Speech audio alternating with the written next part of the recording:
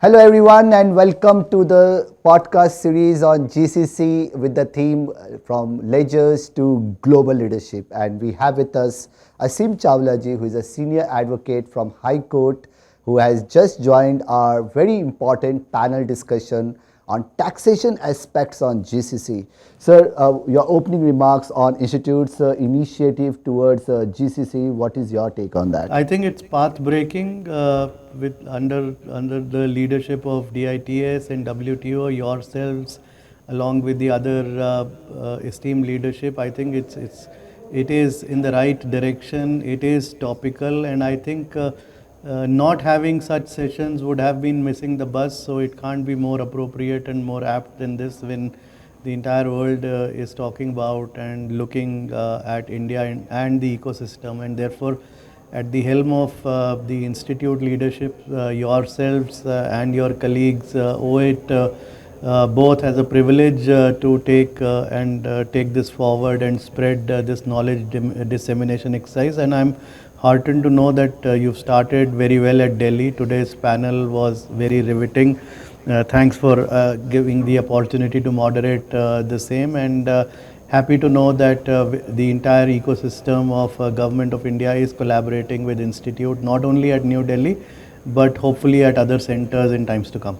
Yes, sir. We just wanted to let you know that this is just the first series of our list of series which we are going to do in the country. We have already announced 4 series, one in Ahmedabad, Mumbai, Hyderabad, and many more to come. In fact, in Tier 2 and Tier 3 series we are coming up with the objective to make sure that chartered accountants of a country and across the world will do global leadership. Like the perception of being number crunchers, the perception of being bookkeepers, or be just the compliance is going to be transformed to a global leadership. That's the objective. But my question is more pertinent on 2 important aspects which I've seen in your profile. One is on succession planning, which you have an experience on, and on the international taxation. So with over approximately 1700 to 1800 GCC currently in our country, there are around 5,000 to 10,000 GCCs who are looking forward to come to our country. How can we, from your background, from institute, from the policy world, how can we make India more tax friendly, more eco-friendly to attract GCCs across the world to come to India and make India the best destination in the world? What is your piece of advice on that? So tax is one important piece of it. The entire landscape of incubating a GCC or migrating a GCC on a brownfield platform, or for that matter you talk the various variant, do it yourselves, BOT model, etc. I think it presupposes or is predicated on the following notions. You have what it takes to set up GCC, and at the heart of the GCC could be people and processes. There are no two thoughts about it that India doesn't offer the requisite pool with institutes positive intervention. Chartered accountant could be at the forefront of being let's say not reskilled, but so to suggest that it's bespoke for a GCC situation. So imagine chartered accountants bespoke, attuned both in terms of their hard courses and their soft skills towards being integral part of GCC at all levels, be it at the mid level or at the leadership level. In fact, the tagline is very beautiful, from ledger to leadership, and even at the mezzanine level where you need a large pyramid sort of body count in terms of number of people. So I think getting chartered accountants employable or be part of GCC, and what's that little extra intervention or tweaks which are required, maybe down the line we could consider a short intensive course which gives that confidence to the industry. The second aspect is for the larger players to look at India. Of course, you've rightly said about 1700 are already, which constitutes maybe half of the present GCCs of the world, which may have upscaled from a BPO or a KPO, or may have incubated a new.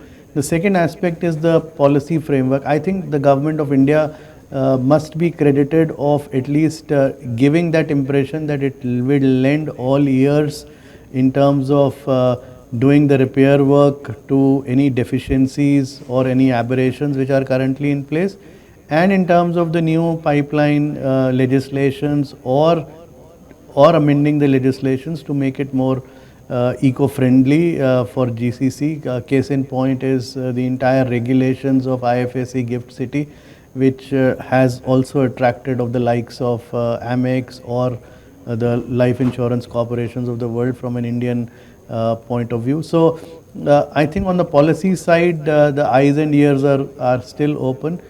Competition is not unhealthy word, and if you are finding states also concentrating, I understand Telangana, Andhra Pradesh, Karnataka, Tamil Nadu do in their state policies have dedicated incentives or dedicated windows for a GCC, subventions on cost of labor, subventions on state levies, subvention on land is already in offing. So states are also participating in their competition to get their share of pie, and the country is also looking up. I think we are conscious of the fact as a country, and I'm glad that you had the highest policy makers within the PMO yesterday present in the day one of the session. I think if GCC is the powerhouse of the bringing employment to fore, and India desperately needs that number on employability, I think it will be at the peril of the both the government as well as the larger public policy initiative to disregard the potential of GCC, which it brings insofar as employment opportunities are concerned. Absolutely, sir. I think institute is going to play a very important role in currently there are around 4 or 5 states which have GCC policy. So we are working very closely. We are trying to work very closely with MITI, which is the Ministry of Engineering and Telecommunications, and with other IT ministries across the country to come up with statewide GCC policies, especially to this Tier 2 and Tier 3, to attract GCC, not just with talent, with requisite subsidies, as you rightly said. And we also look forward for the support from your fraternity to work very closely with us to ensure that we get a very smooth both the models worked out better. One is company owned, company operate, and one is company owned, partner operate. And I think the second part is where we need to play a major role, because if it is company owned and partner operate, that brings us more into the picture, that brings our leadership more into the picture. And I think we all have to work into this ecosystem to make this forward. Coming back to the third question, sir, which is important, we are the human capital. We are working as portraying ourselves the youngest population of the country. But definitely, apart from taxation, apart from policies, we need upskilling. Yeah. We need a lot of upskilling, not in terms of domain knowledge, not in terms of expertise, but in terms of being globally ready with the expectations which the whole world is carrying. How and what you think should be taken up in a much fast-paced manner to ensure that today we are at 50%, we have the peace.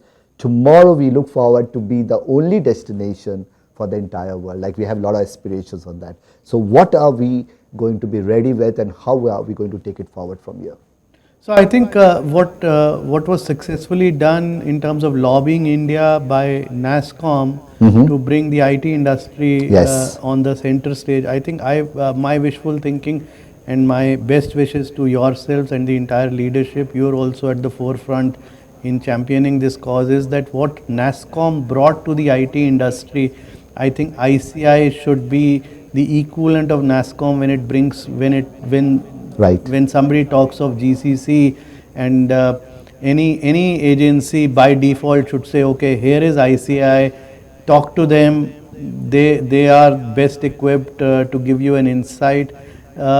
With regard to human capital, I think you need to look at it probably from the two perspectives. One would be what technology has done in terms of making uh, uh, the good part of it, and what technology has done with regard to, with over a efflux of time, in terms of obsolescence of a given skill, which no more is relevant as the world moves up the value chain, and the AIs of the world bring it to it. So you're talking in terms of human capital which is equipped with the next level of technology, and if chartered accountants are trained to that extent, then it makes easy for the human capital bit to sound attractive, and also possibly institute, after it has got its feet into it, can even look at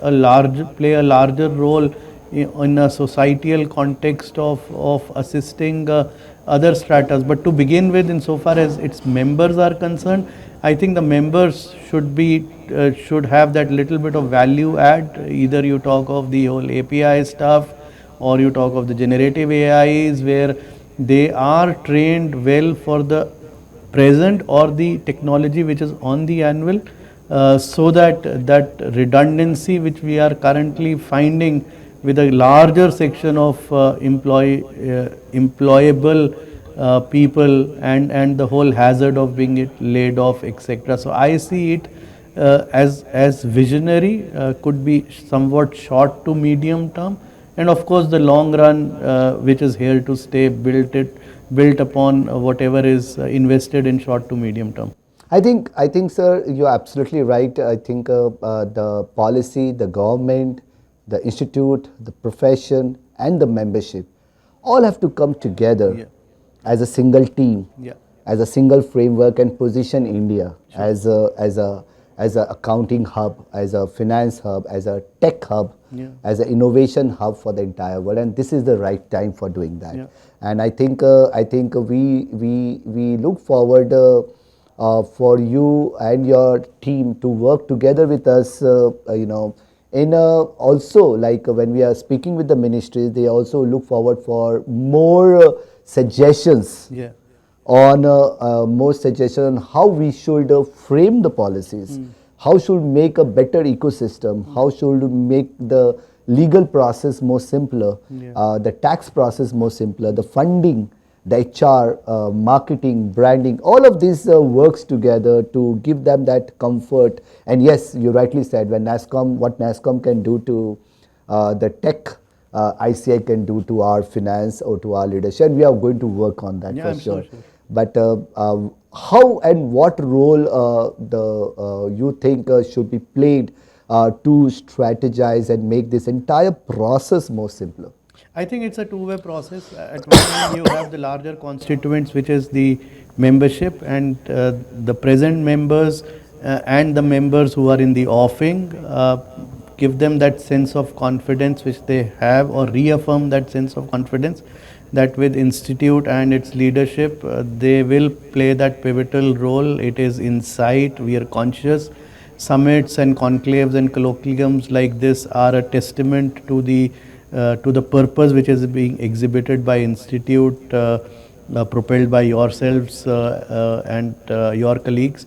And on the other side is the entire the policy machinery realizing the fact, and that has been a fresh breath of air, where the policy makers no more are averse, even though they will work in their closed doors. They realize the importance of the interactions, discuss, at least listening with an open mind, and being able to process this. I think that has been one radical change which the current regime has brought out, giving a sense of realization to the bureaucracy that you may not know all, or with the fast-paced changes in technology, you may not be in a position to know everything, and therefore your interactions with institutions likes of our institute like ICAI and their leadership is equally important to understand the ground realities, have that reality check. So we can, I think ICAI is very well positioned to help them in smelling the coffee. And insofar as members are concerned, I think more summits like this, small workshops. You've rightly identified tier 2, tier 3 cities, and in some tier 2, tier 3 cities, there is a phenomenal enthusiasm in terms of the employability quotient, and I think that will be a great yeoman service. Wow. So I think the take of the day is to make them smell a coffee. I think I like that word a lot. Thank you so much, sir. Before we end up, I just want one concluding remarks from you on ICI GCC Global Summit, summit to make a difference, summit to create an experience, summit to the entire thought process is to go into that mindset to say, yes, we can take it forward, we can conquer, and we can be global. We are, and we will be there. So what is that one piece of advice you want to give I to think our the viewers? larger world realize that chartered accountants are brilliant managers, are brilliant leaders, and and uh, and are a dedicated pool of resources. They are highly amenable to the situation, and the tagline "Ledger to Leadership" does emphasize that in the entire value chain, a chartered accountant is certainly an indispensable constituent, and that's where the role of the institute comes in. Great. Thank you so much, Aseem sir, for being with us. It was wonderful connecting with you, interacting with you, and taking your thoughts. We look forward to meet you again, to connect with you, to get more ideas from you, and we look forward for more summits working with you together. Thank you so much, My sir. best wishes. Thank you, sir. Bye.